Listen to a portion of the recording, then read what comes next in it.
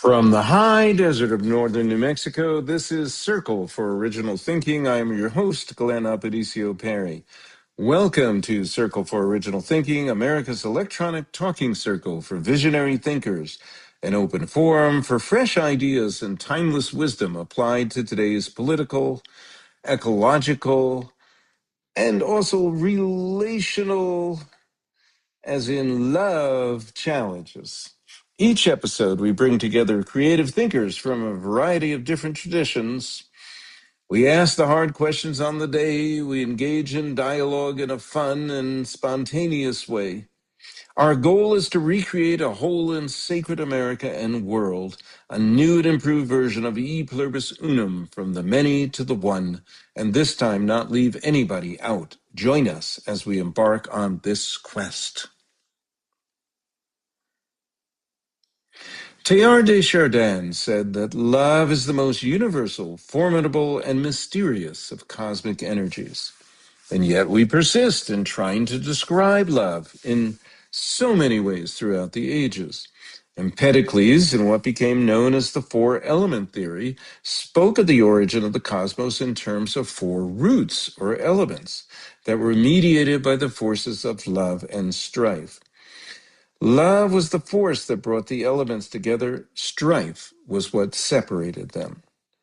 Brian Swim, a mathematical cosmologist and storyteller, has similarly spoken of love in terms of allurement, essentially reframing what has been called gravity since Newton. If love is what brings seeming opposites together, masculine and feminine, light and dark, fire and water, earth and sky, how do we speak about love itself? Love, the great mystery or source, has also been compared to God, creator, the source of all things, basically. So love seems to embrace wholeness, and wholeness also evokes love. So join us as we dive deep into the subject of the language of love. Now I'd like to introduce our guests. Ashok Gangadean is a world-renowned global philosopher, author, spiritual activist. He's been the professor of global philosophy at Haverford College for more than 50 years. He's the author of several books, including Meditations of Global First Philosophy, The Quest for the Missing Code of Logos, and Awakening the Global Mind, a New Philosophy for Healing Ourselves and Our World. And he has a new book that will soon be out called Awakening Global Enlightenment, The Maturation of Our Species. That one is also being drafted as a potential feature movie script, revealing the greatest story never told. And that's something we'll be talking about today. Lisa Maroski studied philosophy and psychology. Ashok was one of her teachers in philosophy, because Bryn Mawr and Haverford have this some kind of intertwined relationship. She has worked in the fields of psychology, philosophy, linguistics, and evolutionary consciousness. She's a longtime member of the Gene Gebser Society, where she serves as treasurer on the board. I'm currently the president of the Gene Gebser Society. And Lisa is the author of the novel, The One That Is Both, which I have 2 copies of and can't seem to part with that because I think it's too cute. And she's the author of Embracing Paradox, Evolving Language, Expressing the Unity and Complexity of Integral Consciousness, which is a book I heartily endorse. So welcome to Ashok and Lisa. All right, let's go. Thank you. Thank you. I am gathered today with a special blessing to be here with Ashok Gangadean and Lisa Maroski, who came into my circle through the Language of Spirit dialogue many, many years ago. And we're going to talk about love, inspired in part by my new book coming out, Original Love, but also because their work has always delved deep into the source of things. And really, that's what original love is all about. It's all about source. It's all about, anything I've ever written anyway is about when I use the word original, I'm talking about original as in origin or source, not something that begins in time and goes out on a linear line. No, not that at all. So, my dear friends, okay, as the old jazz song goes, what is this thing called love? What is this thing called love? I'm going to put that out. We'll just start completely openly and we'll see what goes from there. And do you want to go, Ashok, or you always wanted to go first, as I recall, in the dialogue circle, and that was one of the things that Leroy could count on. Well, thank you. And it's a very, very fine opening, and I'm glad it's wide open. And even the wording, I'm very sensitive to wording because so much of the wisdom of the first responders to what is first, to the origin, to the source, said it's not a thing. Don't use thing language because that comes from the space of informationized, objectified things and thinghood, and to standing away from that. So what is this thing called love? Is I'd rather reframe it. What is not this thing called love? Because you've got to be love. I mean, to me, what one thing that comes out is when you hear God is love, or Sophia is love, or Om is love, or in my labs at Haverford, where I'm teaching this to the students, whether we're reading the Gita or the Dhammapada or Nagarjuna or Nishida in the Zen or the Christ Gospels of Gnostic, it always comes up. You can't talk about it. You've got to surf it. You've got to zen it. You've got to mind it. So when Jesus is weirdly saying, "I am the way, the truth, and the life," that's a different language. That's beyond thinghood.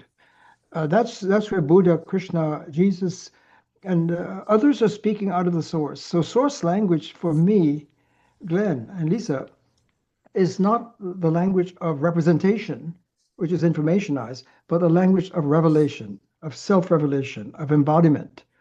You have to be in the I thou space, as Descartes, when he stepped out of the predicative space, and because it was riddled with doubt and disconnection, to ask, is there anything certain? And he said, I am. He was scared. He realized, what am I? I don't know. My CV is gone, but I am. And that's where he discovered the I thou. The infinite presence was there, holding him. That to me is the locus of deep love. It's the logic, the grammar, the language, the code of source, which is infinite union across all sources, the source of all. And to access that, we can't do it by barging in. We can't talk about it. We can't represent it. We have to be it. So when we're yogis, when we're Buddhaing, and we're all Buddhas, we're all yogis, we're all Christ is in all of us. The kingdom of source is here for all of us. That's a law of source. That's love. It's the profound union of diversity that cannot be fragmented. You can't fragment source. And if we can tune into that, then we're in an I thou, not I it, but I thou communion and intimacy. And that's the space of love of the source for me. Wow. What an answer. Do you remember in the dialogues what it was Brian Josephson who shared the story of how Descartes died? Do you remember that? No. Oh, he said he came into a cafe and he ordered some tea, and the waiter said, "Would you like some milk with your tea, Mr. Descartes?" And he said, "No, I think not." And poof, he disappeared.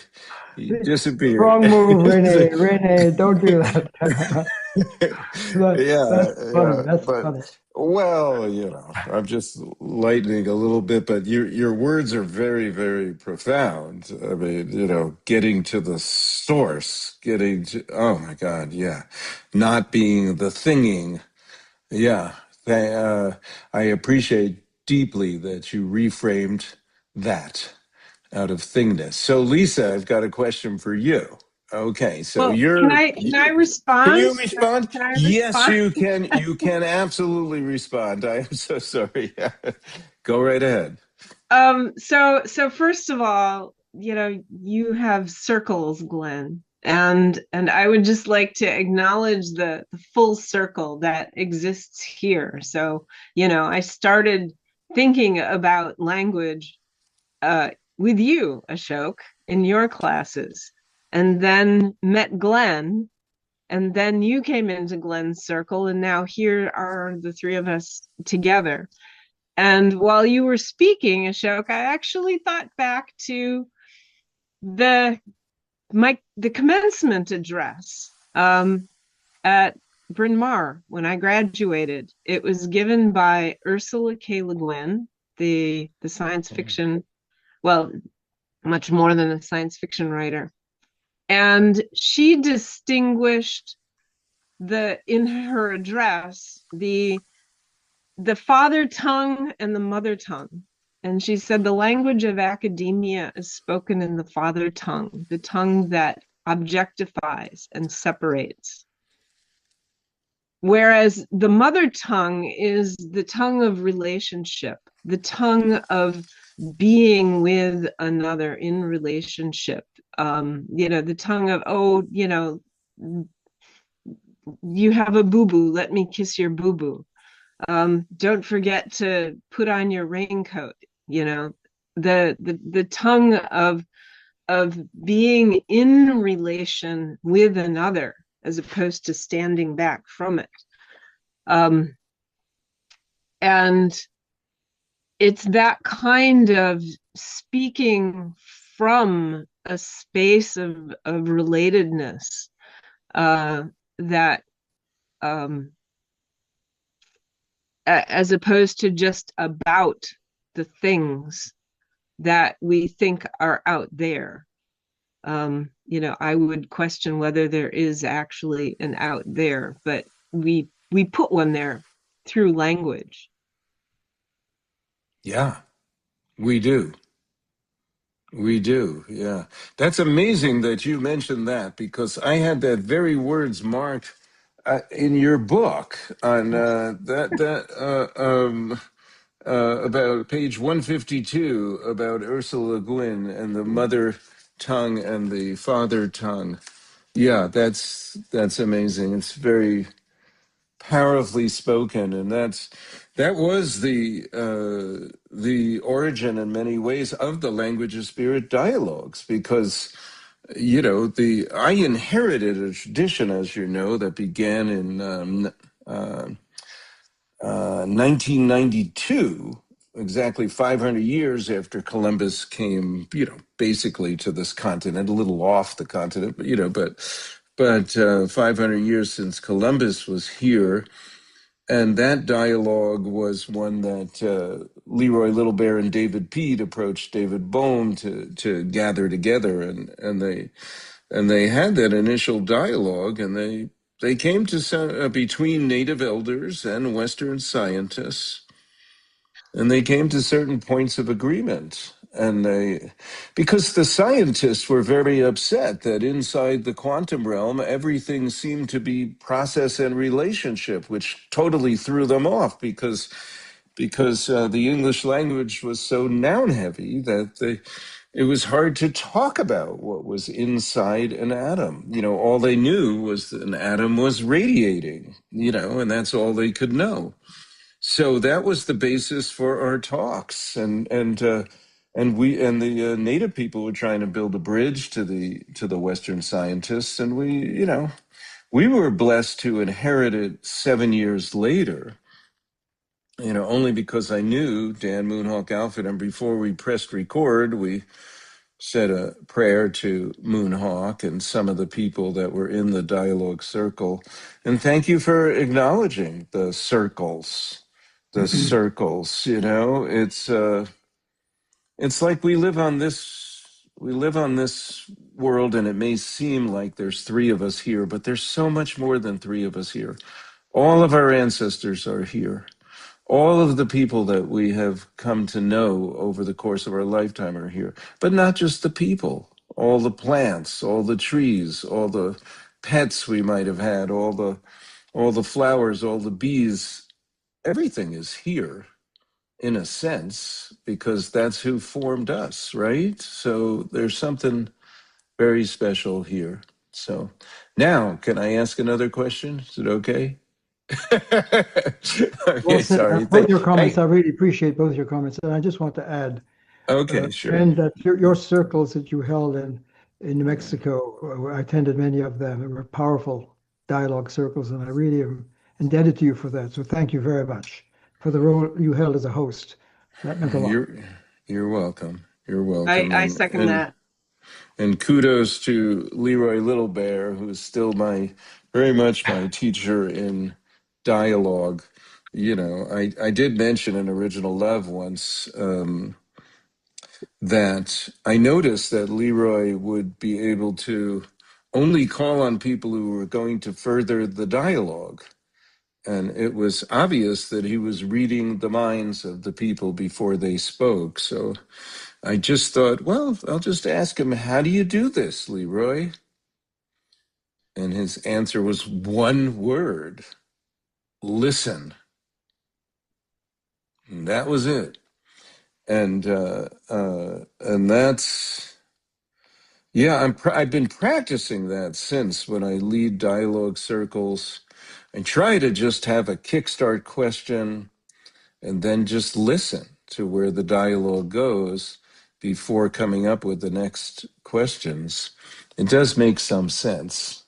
I'm not sure this is, you know, formal. This is a free flowing conversation, probably more than a formal dialogue. But we still have that. We have a little bit of that in our DNA, perhaps. So maybe I certainly hope and pray that we're very much deeply listening to each other. That's great.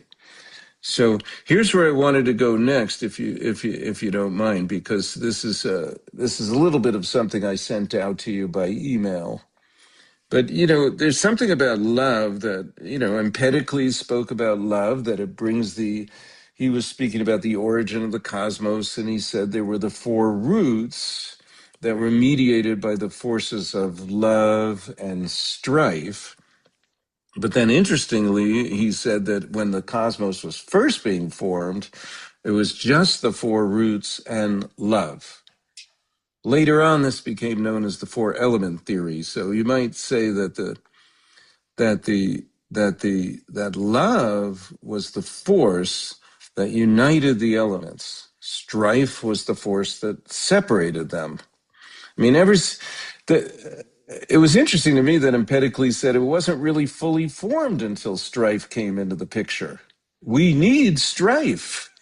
We, we may not like it while it's happening, but we need it. We need it. Somehow the cosmos is not fully formed until strife comes in the picture. Strife might be, the natives would use the word flux, and David Bohm would use the word flux for in place of strife, perhaps. But that flux is needed. But love, so love is what unites the elements. It somehow seems to magically dissolve differences. It can open the heart. It can expand consciousness. Um, but I'd like to ask, is there, you know, I have a feeling how you'll probably answer, but I'm just going to put it out there. So, is there an opposite of love? You know, some people say that the opposite of love is fear. Some people say the opposite of love is hate. But I'm not sure there is an opposite. What do you guys think? Lisa, would you like to respond first? As a mother tongue.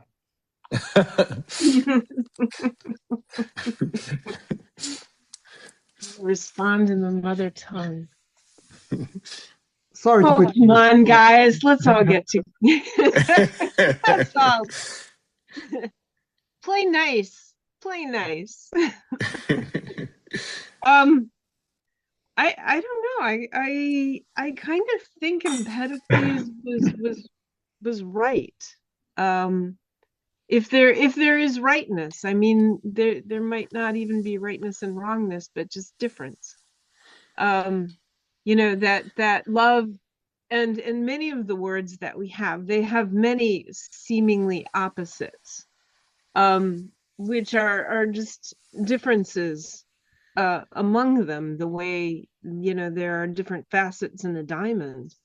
You can look at one facet through lots of other facets, and it seems opposite. Uh, I mean, to the extent that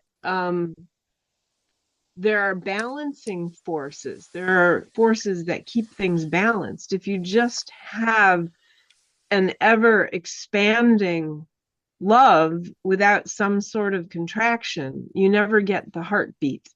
You need an expansion and a contraction to have a heartbeat. To have any kind of frequency, which is at the heart of origin and source. Mm. Mm. I'll leave it Yeah, there. that's beautiful. I mean, I love that idea of expansion and contraction, that you need them both. Whenever anybody says the universe is expanding, I always ask them, what is it expanding into? But So I need yeah. to add one more thing. No, no, please They're add. they're Add not away. separate. They're not separate. So origin, source, love is both of them, in the way I like to think in terms of my friend the Klein bottle. That there's an outward expansion, and then there's an inward, and it's all one surface. Or maybe it's easier to think of in terms of the Mobius strip. The in breath and the out breath, we have different words for them, but one cannot exist without the other. Um, the the Right. strife cannot exist without love, and love cannot exist without strife. May Yes. I step in on this? Yeah, Please. Please. Allow me to dare to speak in the mother tongue. please do. So Go right ahead. the source word, because what I hear echoed across our great first responders to the source is that there is no opposite to love. Because if love is a unified force, if on the ground floor, what is first? First philosophy is the infinite. It's the source of all. Then the binary logic is derivative and comes out of this. And there you have identity and difference and one and the other and up and down and good and evil and so forth. But the source, love, that the infinite unifying force, which also is pluribus, and infinite unity is infinite pluribus. So Glenn, your point about empathies, the Jacques Derrida in saying you can't just privilege unity. How about diversity? Heraclitus to Parmenides, it's not just being, there is becoming. And Brahma, Shiva, Vishnu, Shiva.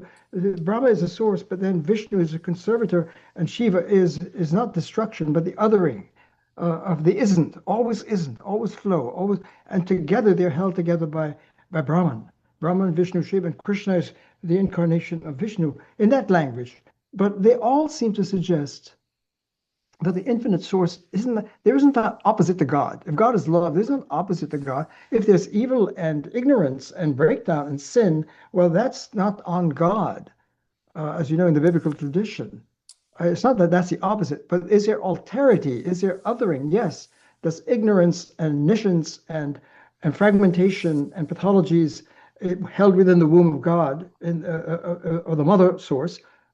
It's not an opposite. It's being sourced, as you beautifully pointed out, Lisa.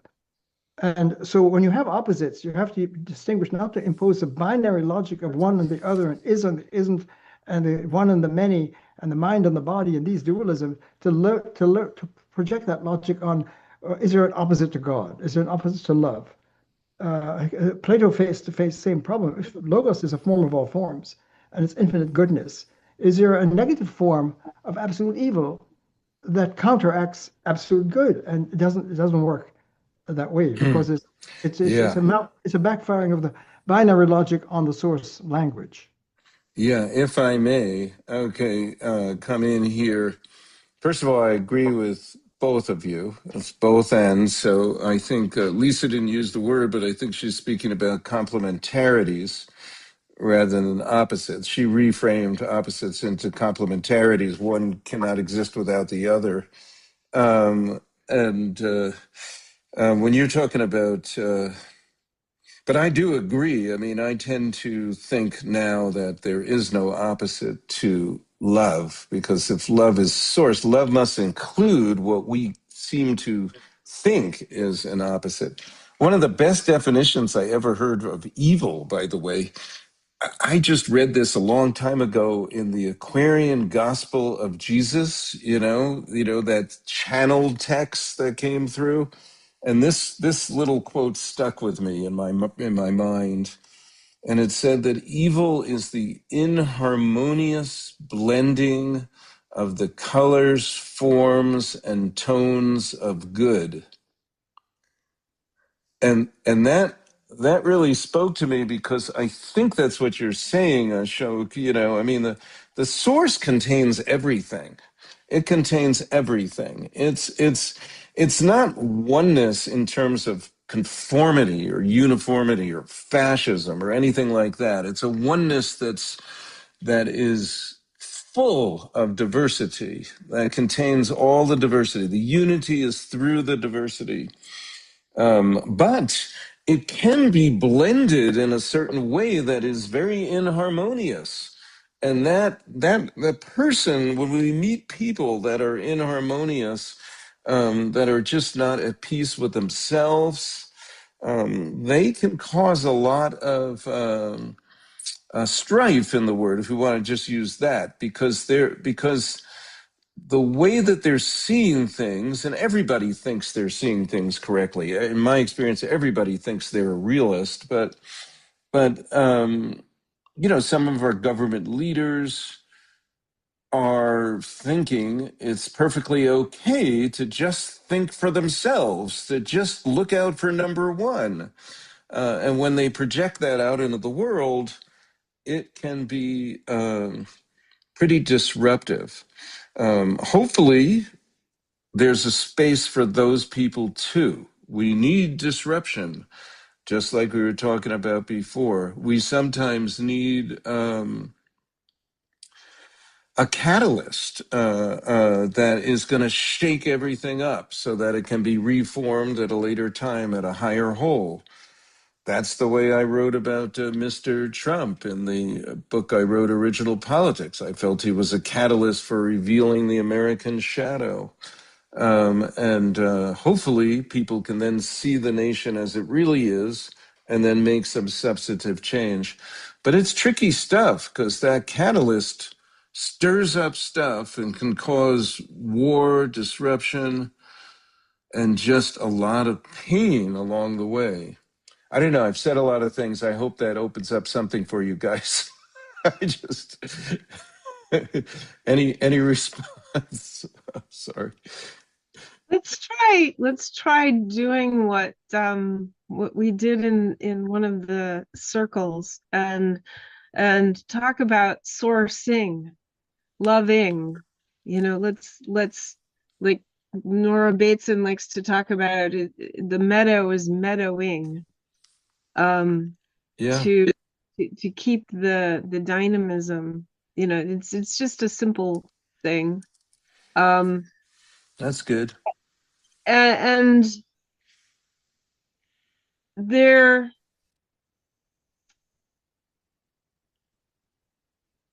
so I think there are different ways to conceive of strife too, and I think that it's important to differentiate, um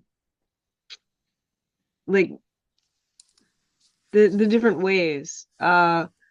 One thing I learned recently was that in one period of Earth's history, there weren't fungi to break down like dead plant matter. And so plants proliferated and proliferated and proliferated. And when they died, they just fell and did not decompose. And so the the environment, uh the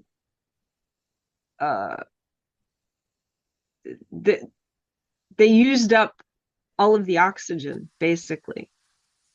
And there was a collapse. And so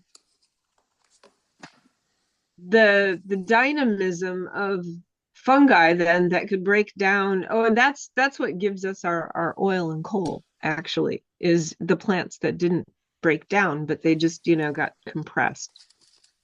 And so the strife can be seen in a very, like, as part of the process, as part of the lifing, as part of sourcing, and it enables source to continue resourcing then, if if there's this uh expanding and contracting happening simultaneously rather than sequentially. Does that make sense? Mm-hmm. Okay. Yeah. Ashok. Yeah. I'd like to build on that because what I see in my journey, listening to the first responders' quest to get to the source, it's clear that there are, in a way, two different processes unfolding at the same time. Take the USA, the holy experiment. Glenn, you bring up Trump, and there is the culture, the USA version within the derivative code of binary logic and objectification, information ideologies and competing ideologies and fragmentations and all kinds of pathologies of objectification, of misogyny and Holocaust, genocides, all of these things are going. What is causing it? It's the strife. Use a language of sin, being cut off from source, or the samsara, being cut off from the dharma. And so that history is unfolding is an intramural. And that version of USA, if there weren't, whatever you could say Trump, if Trump is serving a dialectic, as Hegel saw, the Geistwissenschaft, there is a Geist unfolding, there's source unfolding, source rules, Logos presides, even though in our early experiment we may be cut off and lodged in a derivative form of fragmentation and intramural code war between different ideologies. How do we get out of that to one nation under source indivisible? Love, the love culture, nirvana, bliss, the kingdom of God, the kingdom of source. Do we need strife there for love to happen? Or do we have to work out the strife and see this is a dead end? The binary code is killing us. The opposition is strangling us. We need to stop it, as Krishna would say to Arjuna. You're in a fratricidal war.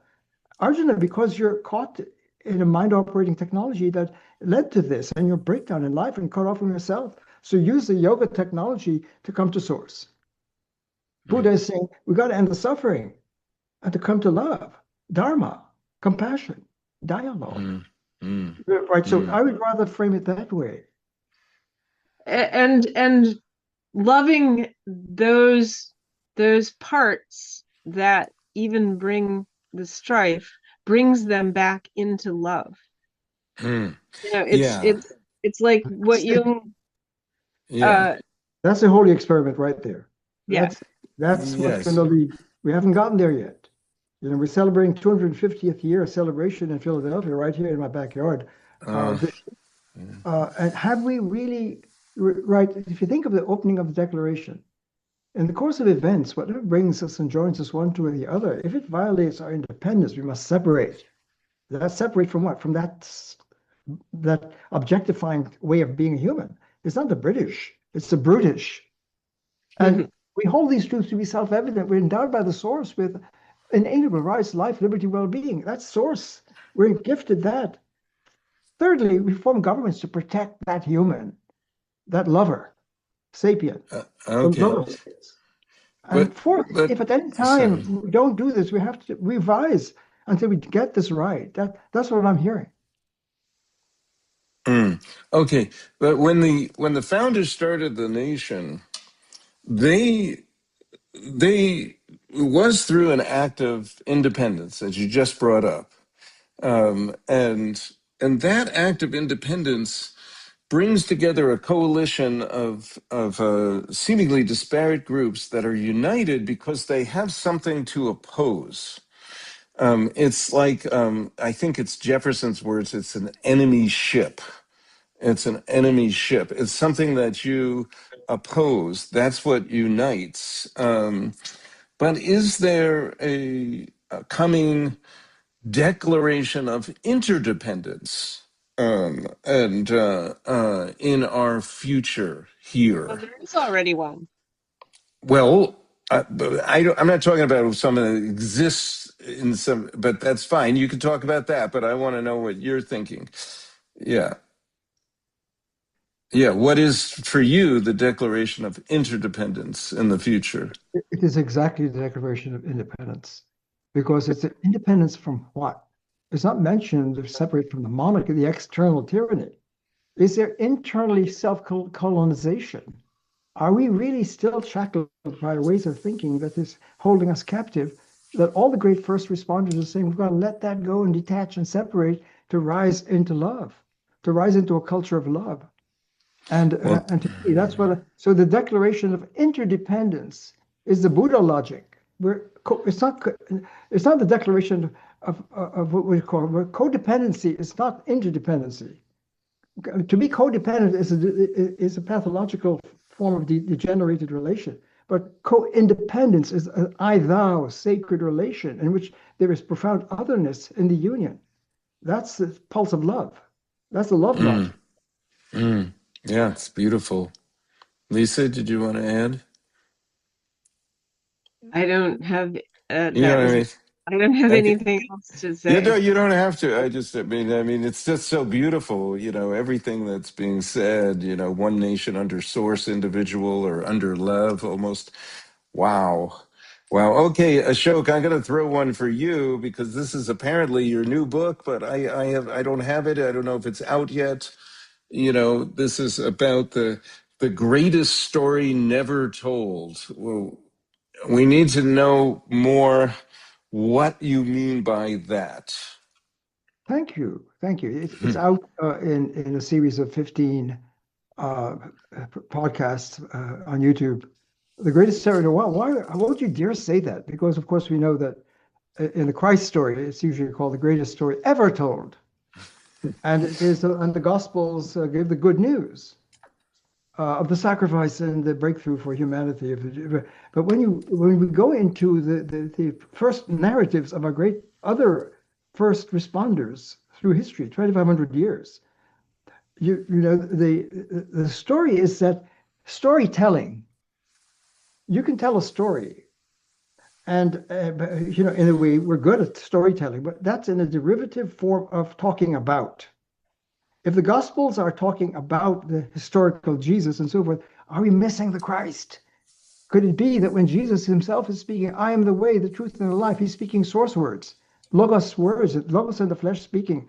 Have we really gotten that or downloaded it to our comfortable informationized representational language form and not understanding source word, the direct source and love words?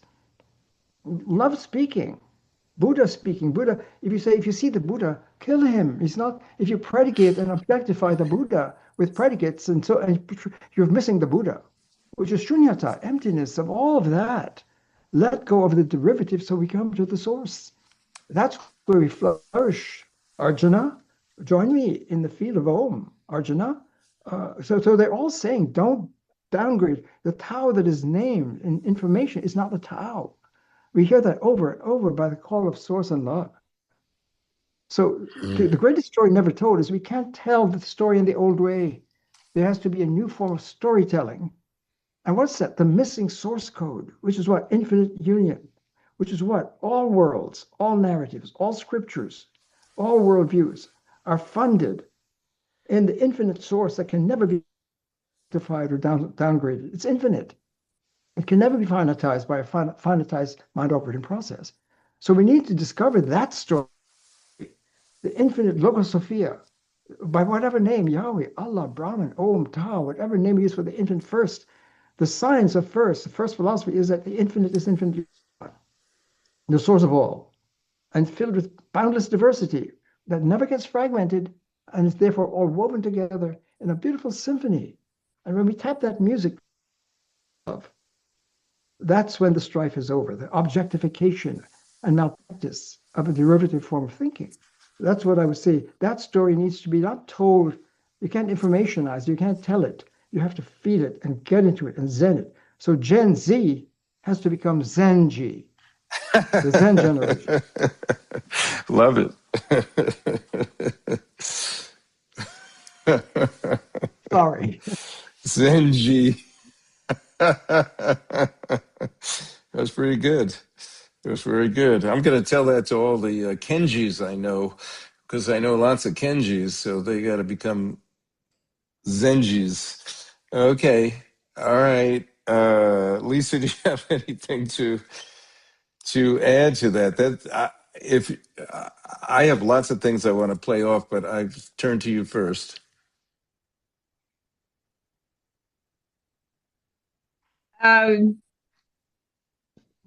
Where that leaves us is silence, which is the silence of being together, the silence of being with.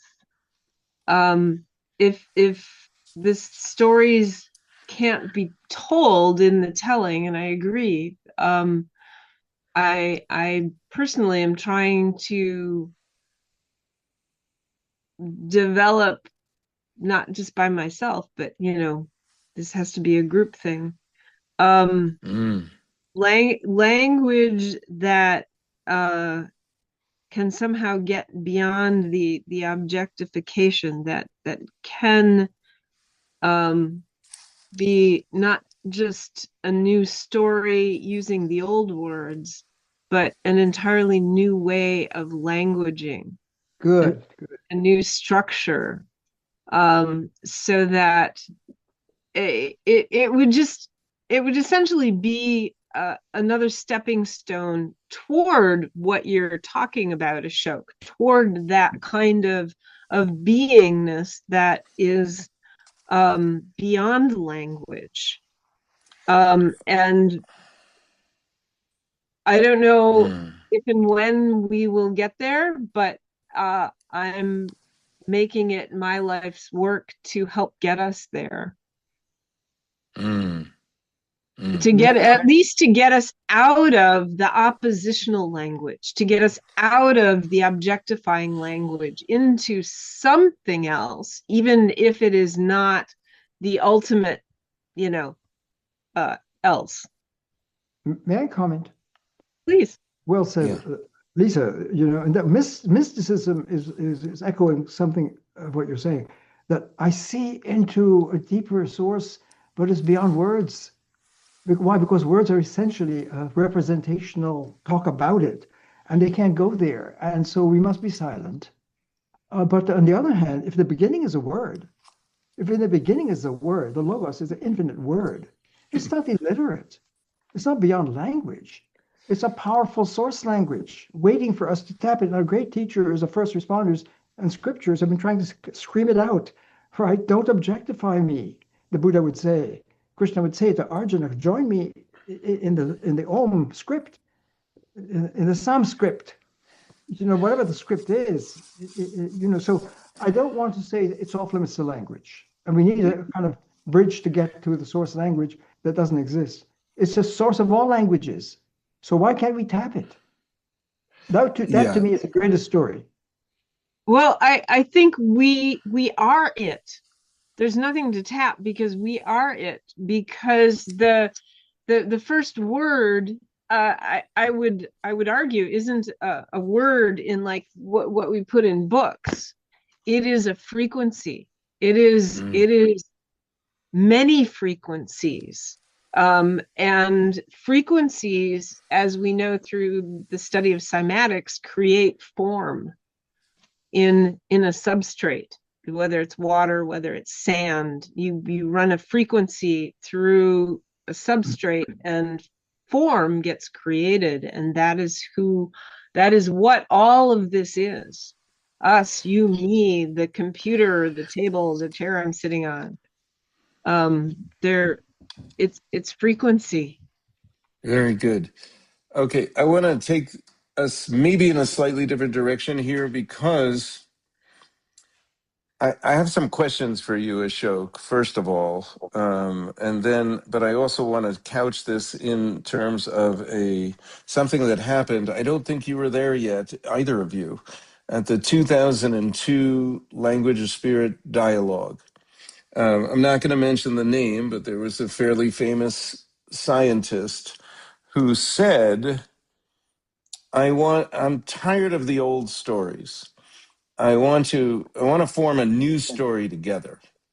Now, he had the best of intention, but there was one person there, and I will mention her by name because some of what she said, I think is really important. Her name was Donna House. She was the landscape architect of the Smithsonian Museum of the American Indian. I happened to meet her in 1994, 10 years before the Smithsonian Museum of the American Indian opened, and she was already hired for that. And she prepared for it by going canoeing down the Potomac River and time traveling back to what be time before there was first contact and envisioning in her mind how the landscape was. So that's the kind of depth of this person carried with her. And Donna said, I've been hearing about the new stories for a long time, these new ideas, new stories, new books, new ways of thinking, and what have you. But it's the old stories, the original stories, they're the only ones that are tried and true. We've been practicing them, our original instructions since time immemorial.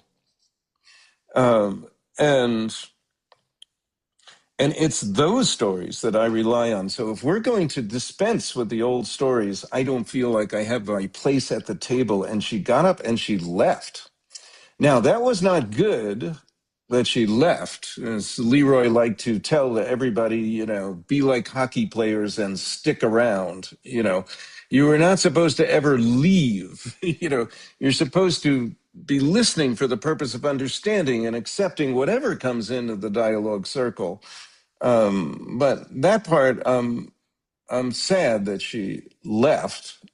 Years later, we did invite her back. You may have met Donna, because I think what she said was important. So now let's talk about source in terms of time. The way I understand source, it's time free. It's completely time free. So what Lisa is getting out with the frequencies that are there, those vibrations or frequencies, they're there. They're there at the so-called beginning or at the source. It's kind of silly to say the beginning, but at the source. They've always been there. They always will be there. They can be accessed, can they not? So what you're saying, the greatest story never told, my question for you, Ashok, is this is this something that I have more questions for you. Is it a narrative that's never been told? Or is it the way that what is it that's never been done?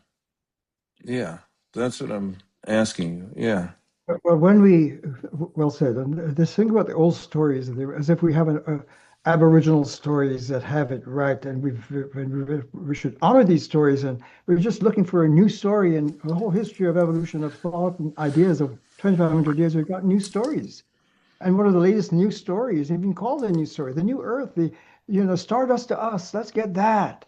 There's a new story. You're still using the same technology of storytelling. And if you really want to go on the Potomac and go back to source, right? And that means you got to sail with the Rig Veda and the Upanishad and the Dhammapada and the Tao and the Christ and the Torah and the Kabbalah. Those are the old stories. And what are they saying? You can't talk about it. If you write the name of God, you're violating. You can't download the infinite to a finite storytelling. So we're kind of Mm. hamstrung here that if you really want to go down the Potomac River to the source, ride the tides of our great holy rivers of scriptures that take us back to the original word. And it's all saying you can't talk about it. You can't, that's all of Zen. You got to surf it. You've got to, Master Dogen, for example, Nishida, Basho, right? They're groping for, so what is the logic? What's the missing logic? Well, it's not just, when you say Lisa frequency, and that's where quantum is saying the original frequency, really is God a frequency? Is love a frequency? Or is that already derivative in terms of number and vibration? Om is vibration, good. If you want that, then it's the infinite unifying force vibration, not like the others. And can we talk about it and get it?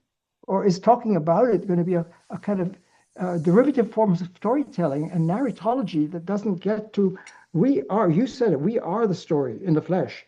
And how do we get it? We have to be ourselves. We have to come into presence. We have to wake up and zen it. That's a language. Nature is speaking and singing to us. Nature is singing. In her, not the derivative nature, but source nature. You see a beautiful flower, you see a beautiful person, you give her a rose, you give her Valentine's. Not derivative Valentine's, but it's a language of love. And that is the Zen speak, the Om speak, the Christ speak, the Magdalene speak in the flesh. Mm. And those sources that you cited, Ashok, I think all have a very strong meditative tradition, which is to go within, to feel and to connect with that that origin, and I think that's a practice that our society has kind of pushed us away from. It's the going within and the finding it there, and the exploring, how do I say this? Exploring the infinitude. I think Sri Aurobindo tried to then bring that experience and put it into words, but I think we all have to get there ourselves.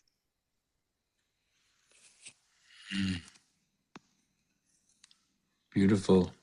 Actually, all those traditions, I think, tried to put it into words. And even the Gnostic tradition, which I like to turn to, tried to put it into words, but it's not the words, it's the experience of it that each one of us has to have. Those are the missing words. Mm. Those are the missing words. Again, we don't want to give words a bad name and have to be intrinsically representational. When Descartes was saying, could I be God? Could I create and be the idea of infinite being? I tried every which way in the third meditation to realize, no, a finite being can never be the source and cause of the idea of infinite being. And then you realize the idea of infinite being is infinite being. It's the infinite idea. It's the only idea like that. And the infinite word is God. It is source. It is love. That's word power. And the great traditions, it seems to me, is once you make when you realize the greatest story never told is that the infinite unifying force is the source of all words, of all scriptures, and get that, and you can become coded. You can't hack it. Then you can say, I am the way, the truth, and the life. Or the Buddha can say, this is the end of suffering. And Krishna can say, Arjuna, join me. There's a new speech power that comes from that. They're not using derivative language. They're using the primal word now. That's what I think is going on. Mm. Mm. Mm. It's the language of Wow. love. Yeah. Wow, the language of love. Oh my. Okay. We're nearing the completion of our linear time hour, but we could go on talking for quite some time, but I do want to ask you Lisa, a question. Now you've made a concerted uh, effort sometimes in this dialogue, speaking for what is beyond words. But you yourself are very, very gifted with words.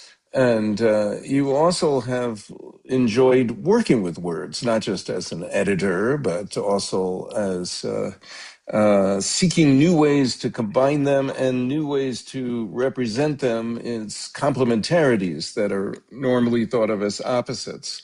So why is this? Why has this become so important to you in your work? It helps us get out of either or thinking, to get to not just both and, but many and. You, you know, you have to start simple. You have to start with two. And from two, you can get to three and four, and then to the 10,000 things, is not things like literally, but to be able to hold 10,000 in your head, first you have to be able to hold two. And if you can't hold, it's like you learn addition and subtraction before you can do long division. So to get to this kind of infinite minding, we have to gradually grow, um, through the abilities to hold more and more and more in our minds simultaneously. If Mm. uh, two opposing viewpoints, how can you sit around a table with 10 people who have 10 completely different viewpoints and hold all of them as their own truth simultaneously? Yeah, thank you for saying that. When I don't think you were at this conference, but I once did a conference in 2005 called Oil and Water. Can they mix Western and indigenous approaches to economy, ecology, and community? And we did a dialogue circle there. I had invited Leroy to lead that dialogue circle, but he wasn't able to come. So it was me and Nancy Maryboy who led the dialogue circle together. And what came out of that was very much like what you were speaking about. What came out of that whole conference was that we needed to build a spiritual mayonnaise. that we That's needed where to you got build that a term. sacred, yeah, that's right, that is where I got that, a sacred emulsion that allows for the integrity of the difference to to exist side by side with each other, and you don't try to force a synthesis. You just allow them to exist, but out of that space creativity emerges. There's something really beautiful about holding the integrity of difference. And you can do it in all of life, including just men and women. We're talking about love. We haven't talked about men and women, and that's okay. But, it's like there's some inherent differences in life that we need to accept and allow to be. And then out of that, something new emerges, perhaps. Maybe the story never told. I don't know, but I'm just delighted with this dialogue. I think it's pretty amazing. And anything else that someone else would like to say before we say bid adieu today? Only to I would, be I, continued, hopefully, I would just, infinitely. But I would just yes, go like ahead, Ashok. Yes. to just build on what Lisa beautifully said about you got to begin with two. Buddha thought we should begin with zero. Hmm. Emptiness, shunyata. Shunya, the introduction of zero. Aristotle would say to be one, the subject of ultimate substance. But Buddha was saying, no, anatta. Don't start getting things. Let's clear it. Beyond Locke with the tabula rasa, it's the zeroness of emptiness, it's the overflow of fullness of love. So when we zero out, then number one can show up, and then two. And if you don't get the zero, you're not going to be able to hold. Descartes saw, I can grow, I can get more and more. But then he realized there's no finite procedure of sequencing that would ever reach the infinite. And that's when he began to see that the infinite is fully here already, always. Oh my God. That was so cool because when you said that, I felt Leon Secatero's presence because you were there, I think both of you in 2008 when Leon spoke about the numbers. That's after he had had a stroke, severe stroke, and gone to the other side, and he came back. That turned out to be the year that he did pass, but he was alive and well at that circle, and he was going through the Navajo numbers. And he had done that at the very inaugural 1999 dialogue as well. He did it many, many times because he did it with such heart, like you were doing it, just Ashok, just now. And I felt into, for the first time, really, I felt into the zero more than I ever have. Thank you so much for that. I felt into the sunyata. I felt into it as a seed of infinite possibility. Beautiful. Yeah. Yeah, yeah, it's just so good. So thank you, thank you, thank you. Lisa, any last thoughts before we come to... I just want to say thank you to both of you. And thank you, Ashok, for bringing us indeed full circle with the image of the zero, which is a circle. Yes, it is full circle. Thank you so much. This program is made possible in part by Select Books, Waterside Publications, BizGenix, and the Ecology Prime Media Channel. Executive producer Kenichi Sugihara, scheduling coordinator Kim Chappell, and she does more than that too. Native flute music by Orlando Secatero from the Pathways CD, Liberty Song by artist Ron Crowder. Written by Ron Crowder, Jim Casey, and Danny Casey. Post-production editing by Kenichi Sugihara. The Circle for Original Thinking is a grassroots think tank whose mission is to seek out the deep origins of contemporary thought in order to remember and restore heart-centered wisdom for humanity and all our relations on Earth. Follow this podcast on Spotify, Apple Podcasts, Listen Notes, or wherever podcasts are normally heard. For more information, go to originalthinking.us, and you can also find and purchase my books there, Original Thinking, Original Politics, and the newest, Original Love. Thank you for listening, and or watching, if with your permission, we'll also put it up on YouTube. Until next episode, many blessings of good health and well-being to all. Thank you.